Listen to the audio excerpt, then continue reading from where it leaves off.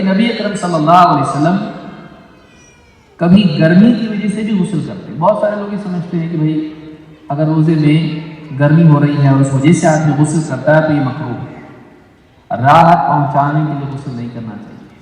بعض لوگ اس طرح سے سمجھتے ہیں۔ روزے کا مطلب یہ نہیں کہ آپ اپنے آپ کو تکلیف دیں۔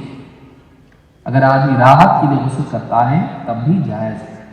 ایک آدمی باہر گیا اور دھوپ میں بہت سارا کام اس کا تھا، گھر پہ آیا، گرمی ہو رہی ہے اس کو، اور وہ غسل کرے اس وجہ سے کہ ٹھنڈک اس کو ملے روزے کی حالت میں، تو یہ برا نہیں ہے، یہ جائز ہے۔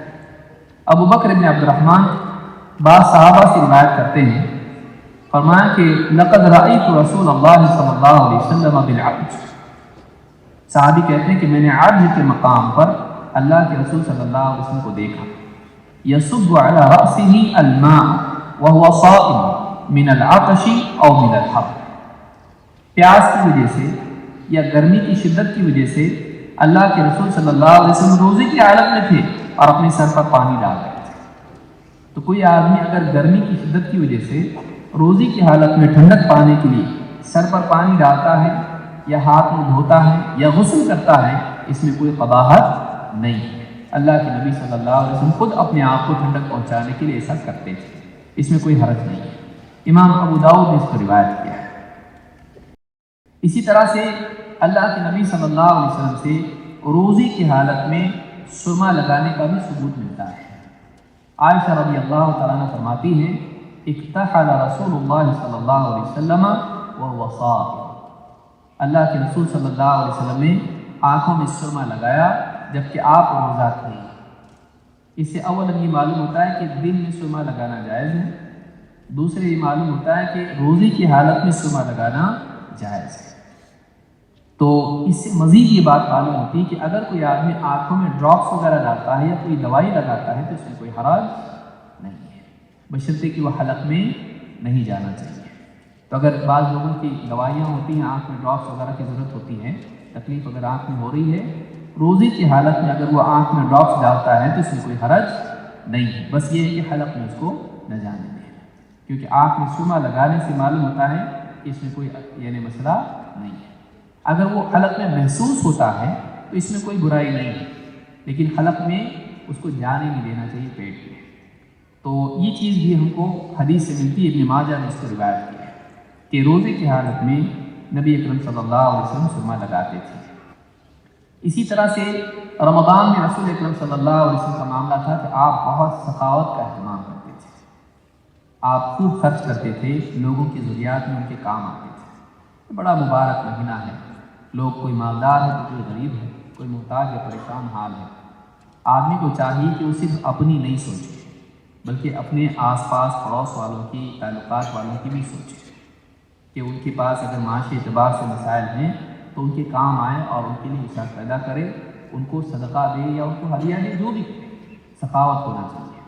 عبداللہ بن عباس رضی اللہ تعالیٰ عنہ کہتے ہیں، کان النبی صلی اللہ علیہ وسلم اجود الناس بالخیر، اللہ کے نبی صلی اللہ علیہ وسلم سارے لوگوں میں سب سے زیادہ سخی تھے مال کے خرچ کرنے میں۔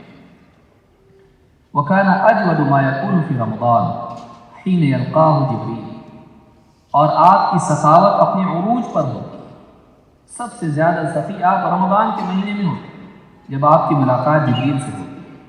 وَكَانَ جِبْرِيلُ يَلْقَاهُ كُلَّ لَيْلَةٍ فِي رَمَضَانَ حَتَّى يَنْصَرِفَ، اور جبریل رمضان کی ساری راتوں میں اللہ کے نبی صلی اللہ علیہ وسلم سے مہینہ بھر ملتے رہتے ہیں۔ یعرض علیہ النبی صلی اللہ علیہ وسلم القرآن، اور اللہ کے نبی صلی اللہ علیہ وسلم جبریل کے سامنے قرآن پیش کرتے، ان کو سناتے ہیں۔ فَإِذَا لَقِيَهُ جِبْرِيلُ كَانَ أَجْوَدَ بِالْخَيْرِ مِنَ الرِّيحِ الْمُرْسَلَةِ، اور جب آپ جبریل سے ملاقات کرتے تو آپ کا حال یہ ہوتا کہ تیز آندھی والی ہوا سے بھی زیادہ آپ سخی ہو جاتے ہیں۔ علماء نے ایسے مشابہت کیوں کہ وہ ہلا کے رکھ دیتی پیڑوں کو اور سارے لوگوں کو، چلنے پھرنے والے لوگوں کو، تو لوگ ہل جاتے آپ کو دیکھ کر کہ اتنی سخاوت آ رہی ہے، اور وہ ہوا سب کو چھو کے نکل جاتی ہے۔ تو آپ کی سخاوت سے کوئی محروم نہیں رہتا ہے، آپ سب کو چھو کے، آپ کی سخاوت سارے لوگوں پر ایک عمومی سخاوت ہوتی ہے۔ جو تیز ہوا چلتی ہے، کچھ لوگوں کو چھوئے اور کچھ کو نہیں چھوئے، ایسا نہیں کرتی ہے، وہ سب کو ہلا کے رکھ دیتی ہے۔ اسی طرح سے آپ کی سخاوت کا حال یہ تھا کہ آپ عام طور سے عمومی سخاوت آپ کی ہوتی، آپ خاص خاص لوگوں کے ساتھ سخاوت نہیں کرتے تھے۔ اس حدیث کو امام بخاری مسلم نے روایت کیا ہے۔ اسی طرح سے رمضان کے اعمال میں سے آپ کا عمل اعتکاف تھا۔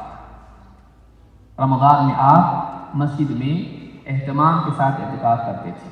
ابو ہریرہ رضی اللہ عنہ کہتے ہیں کان النبی صلی اللہ علیہ وسلم یعتکف فی کل رمضان 10 ایام، اللہ کے نبی صلی اللہ علیہ وسلم رمضان میں ہر رمضان میں 10 دنوں کا اعتکاف کرتے تھے۔ فلما كان العام الذي قبض فيه اعتكف 20 يوما، لیکن جس سال آپ کا انتقال ہوا، آپ کی وفات ہوئی، آپ نے 20 دنوں کا اعتکاف کیا تھا۔ امام بخاری نے اس کو روایت کیا ہے۔ اس کی وجہ کیا ہے، کیوں 20 دنوں کا اعتکاف کیا؟ انس رضی اللہ عنہ ہی کی روایت میں ہم کو ایک بات ملتی ہے، کہتے ہیں کان النبی صلی اللہ علیہ وسلم اذا كان مقیما اعتکف العشر الاواخر من رمضان، اللہ کے نبی صلی اللہ علیہ وسلم جب مقیم ہوتے، سفر میں نہیں ہوتے، تو آپ رمضان میں آخری 10 دنوں کا اعتکاف کرتے۔ اس سے بھی معلوم ہوا کہ رمضان کے آخری عشرے کا اعتکاف ہونا چاہیے۔ وَإِذَا سَافَرَ، لیکن جب آپ سفر میں چلے جاتے، اعتکف من العام المقبل 20، یعنی اگر آپ رمضان میں سفر میں چلے جاتے، اعتکاف نہیں کر پاتے، تو آپ اگلے سال جب رمضان آتا تو 20 دنوں کا اعتکاف کرتے۔ گویا کہ یہ 20 دن جو ہیں، پچھلے 10 اور اس سال کے 10 دونوں ملا کے گویا کہ وہ قضا ہوتی تھی۔ تو آپ صلی اللہ علیہ وسلم رمضان کے آخری عشرے کا اعتکاف کرتے تھے۔ امام احمد نے اس کو روایت کیا اور یہ حدیث صحیح ہے۔ ہاں یہ بات یاد رکھیں کہ جو آدمی اعتکاف میں بیٹھے، اعتکاف میں بیٹھنے والا خاص اللہ کی عبادت کے لیے اپنے وقت کو فارغ کرے۔ آپس میں گپ شپ کر کے ٹائم پاس کرنا، یا سوتے ہی رہنا، عبادت نہیں کرنا، یا کھاتے ہی رہنا رات بھر، یا اسی طرح سے بزنس کرنا اپنے موبائل پر اعتکاف میں بیٹھ کر، یہ ساری چیزیں ٹھیک نہیں ہیں۔ یا اسی طرح سے کال کرتے رہنا گھر والوں کو دن بھر اور اپنے اعتکاف کی تفاصیل پیش کرنا یا اپنی حاجات منگواتے رہنا، یہ ساری چیزیں مناسب نہیں ہیں۔ وہ اعتکاف اللہ کی عبادت کے لیے ہے، زیادہ سے زیادہ اللہ کی عبادت کرنا چاہیے اور کم سے کم اس میں بات چیت اور مشغولیت رکھنا چاہیے۔ یہ بھی غلط ہے کہ آدمی سرے سے بات ہی نہ کرے اعتکاف میں، یہ بھی غلط ہے، لیکن یہ کہ آدمی کم سے کم بات کرے، کم سے کم اپنی حاجتوں میں لگے، زیادہ سے زیادہ عبادت کرے۔ اسی طرح سے آخری عشرے کا عمل نبی کریم صلی اللہ علیہ وسلم کا تھا کہ آپ عبادت میں خوب مجاہدہ کرتے تھے۔ عائشہ رضی اللہ عنہ فرماتی ہے کان النبی صلی اللہ علیہ وسلم اذا دخل العشر شد مئزرہ واحیا لیلہ وایقظ اہلہ، اللہ کے نبی صلی اللہ علیہ وسلم جب آخری عشرہ آ جاتا، رمضان کے آخری 10 دن آ جاتے، شد مئزرہ، اپنا تیمم کس کے باندھ لیتے۔ بعض علماء نے کہا اس سے مراد یہ کہ بیویوں سے صحبت نہیں کرتے، وَأَحْيَا لَيْلَهُ، اور راتوں میں جاگتے، وَأَيْقَظَ أَهْلَهُ، اور اپنے گھر والوں کو بھی جگاتے۔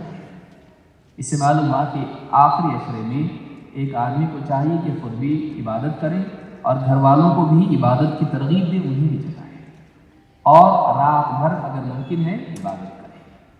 اگر شروع میں سو جاتا ہے اور بعد میں عبادت کرتا ہے، یہ بھی بہت زیادہ اچھا ہے۔ اس حدیث کو امام بخاری مسلم دونوں نے روایت کیا ہے۔ اسی طرح سے فرماتی ہے کان رسول اللہ صلی اللہ علیہ وسلم یجتہد فی العشر الاواخر ما لا یجتہد فی غیرہ، اللہ کے رسول صلی اللہ علیہ وسلم رمضان کے آخری عشرے میں جتنا مجاہدہ کرتے تھے اتنا کبھی اور نہیں کرتے تھے۔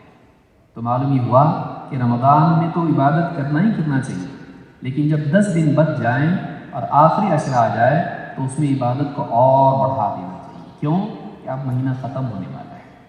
یہ کوئی بات نہیں کہ آدمی رمضان کو ضائع کر دے اور رمضان ختم ہونے کے بعد بیٹھے افسوس کرے کہ بھئی دیکھو کتنی جلدی چلا گیا نا، رمضان کتنی جلدی چلا گیا اور انشاءاللہ آئندہ اچھے سے گزاریں گے۔ تو ایسا آدمی نہیں کر پاتا ہے۔ آخری عشرہ جو ہے اس میں خاص طور سے آدمی کو عبادات میں مجاہدہ کرنا چاہیے۔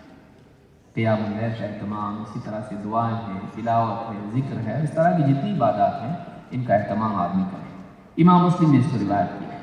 اسی طرح سے آخری چیز جو ہے، رمضان میں اللہ کے نبی صلی اللہ علیہ وسلم صدقۃ الفطر کا اہتمام کرتے تھے، جو رمضان کے اختتام پر ہوتا تھا۔ عبداللہ بن عمر رضی اللہ تعالیٰ عنہ کہتے ہیں ان رسول اللہ صلی اللہ علیہ وسلم فرض زکات الفطر من رمضان، اللہ کے رسول صلی اللہ علیہ وسلم نے رمضان میں فطرہ لازم قرار دیا، فرض فرض کیا مسلمانوں پر، لازم کیا، علی کل نفس من المسلمین حر او عبد، سارے مسلمانوں پر فطرہ آپ نے لازم کیا، چاہے وہ آزاد ہو یا غلام ہو، او رجل او امرأۃ، چاہے وہ مرد ہو یا عورت ہو، صغیر او کبیر، چاہے وہ چھوٹا بچہ ہو یا بڑا ہو، معلوم مرد، عورت، بوڑھا، بچہ، آزاد، غلام، سب کے اوپر زکوٰۃ الفطر فرض ہے۔ صاع من تمر، ایک صاع کھجوریں، او صاع من شعیر، یا ایک صاع جو۔ تو یہ اگر ہم اس میں سے یعنی صدقہ دیتے ہیں اناج میں سے اس کو دینا چاہیے، چاہے پھر وہ گیہوں ہو، گیہوں میں آدھا صاع بھی روایت آئی ہے۔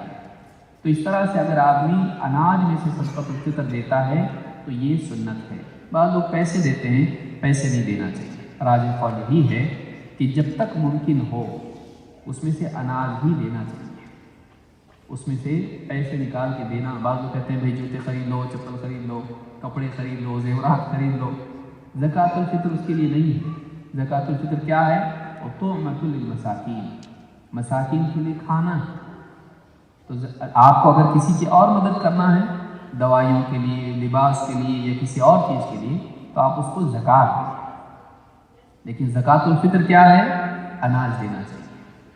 اگر آپ کو لگتا ہے کہ آپ کے علاقے میں کوئی ایسا ہے نہیں جس کو دے، کسی اور علاقے میں آپ دے سکتے ہیں، کسی کو اور کو اپنا وکیل بنا سکتے ہیں کہ بھائی اتنا اتنا پیسہ ہے، اس کا اناج خرید کے کسی غریب کو دے دو، تو توکیل بھی اس میں جائز ہے، لیکن یہ کہ فطرے میں اناج دینا چاہیے۔ راجح قول کے مطابق شیخ الالبانی وغیرہ اس کی کافی شدت سے انہوں نے کہا کہ نہیں، اناج ہی دینا چاہیے۔ شیخ ابن عثیمین خاص اناج ہی دینا چاہیے، پیسہ نہیں۔ ہمارے ملکوں میں بعض جو ہے لوگوں کے فتوے ہوتے ہیں کہ بھئی اناج نہیں، پیسہ دو۔